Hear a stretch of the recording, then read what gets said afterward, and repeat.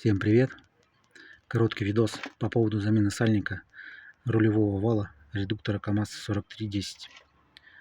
Основная проблема заключается в том, что очень неудобно его сюда вставлять.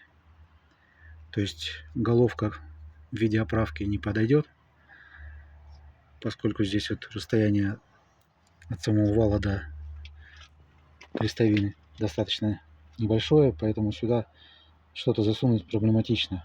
Я вышел из положения так. Приобрел муфту от полипропиленовой трубы. 25 диаметр. Она четко встает по размеру сальника. Видно, да?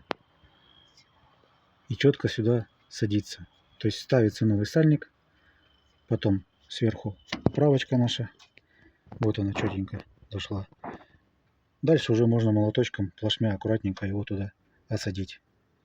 Пользуйтесь.